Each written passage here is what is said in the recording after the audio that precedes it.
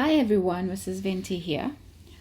In today's video, we are going to look at the nature of roots with the quadratic equation. Now, what I want you to know here is when we're talking about roots, normally we are talking about the x-intercept, right? So we're talking about if your quadratic equation cuts your x-axis at 2 points, the question is how do you know what kind of point it cuts at? There's specific answers that we want to this question when it comes to the nature of the roots. So the first thing that you need to be able to differentiate for us is whether or not it is a real or non-real root. Now remember when you did the nature of numbers at the beginning of grade 9, grade 8, grade 10, we're talking about natural, whole, integers, rational, irrational, real, and non-real numbers.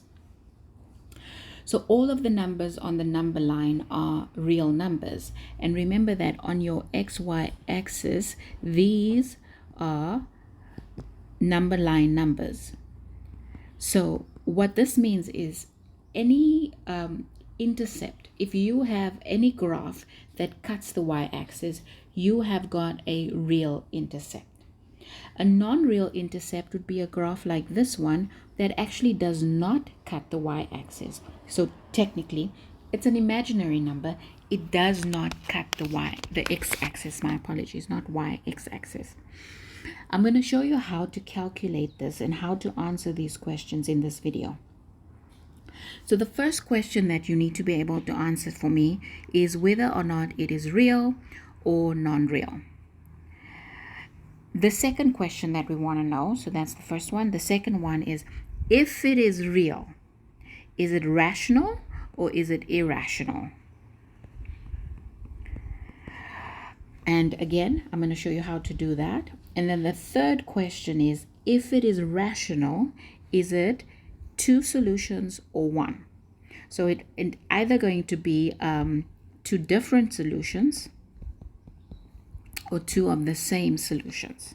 So if we look at our original drawing, this over here is two different solutions, whereas if it was you can have two of the same solution would be something like this, where it touches only at one point.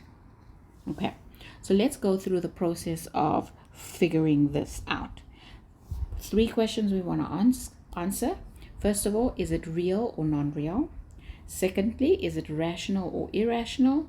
Thirdly, is it one solution repeated, or is it two different or two unequal solutions? Okay, so the way that we calculate this is by using delta, the discriminant. Okay, so in your quadratic formula, the formula says x equals negative b plus minus square root of b squared minus 4ac over 2a. You are going to use this portion over here that is inside the square root sign, and that is our discriminant, or we use it as called delta. That is the formula you are going to use in order to calculate and then determine the answer to those 3 questions.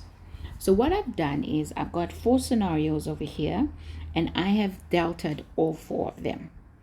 So our first scenario is x squared plus 3x plus 4 equals 0. And I've done it over here on the right, and I've got an answer of negative 7. Now the textbook tells me it is non-real. My second equation for b is 49. C gives me an answer of 65, and D gives me an answer of 0.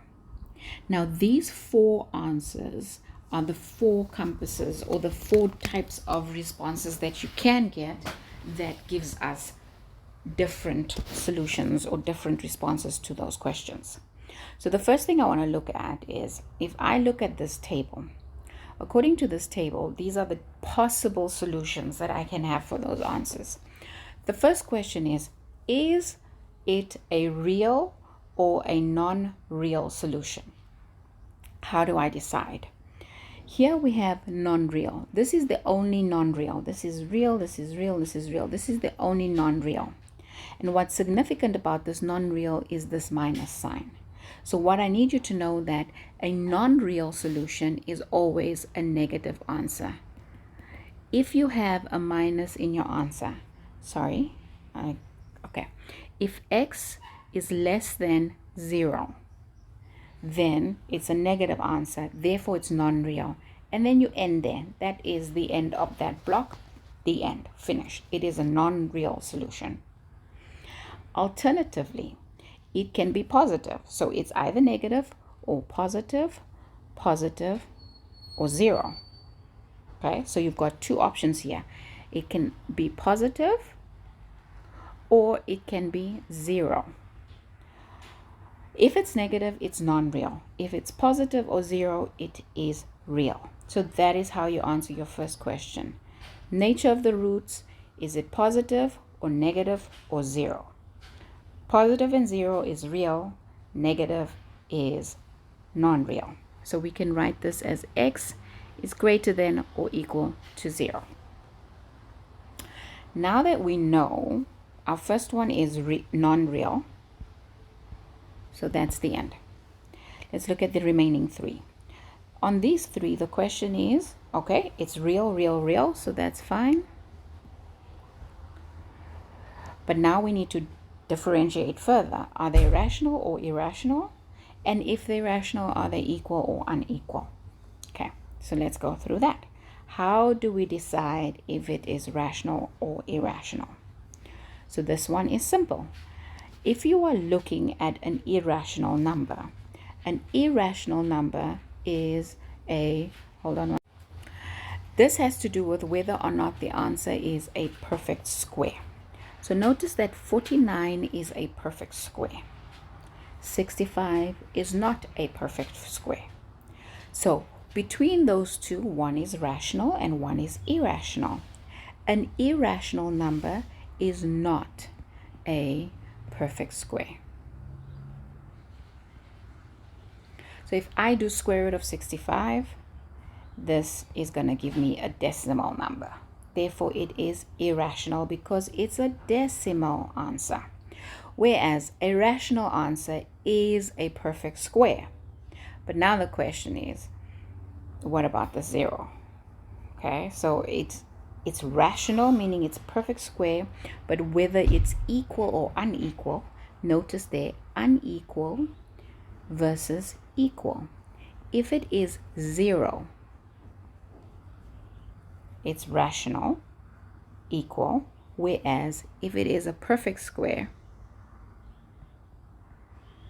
it is rational and unequal.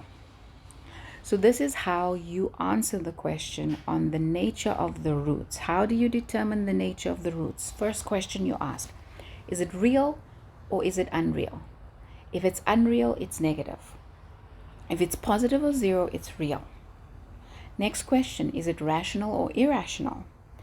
If it is a perfect square or 0, it's rational. If it is not a perfect square, then it's irrational.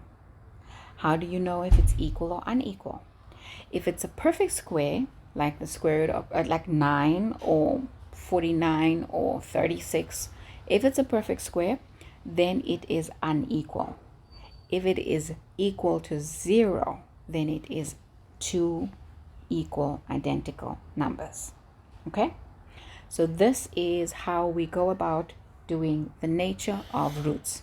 In our next video, we are going to look at the application of this by doing example 10. Okay, like and subscribe. See you in the next one. Bye-bye.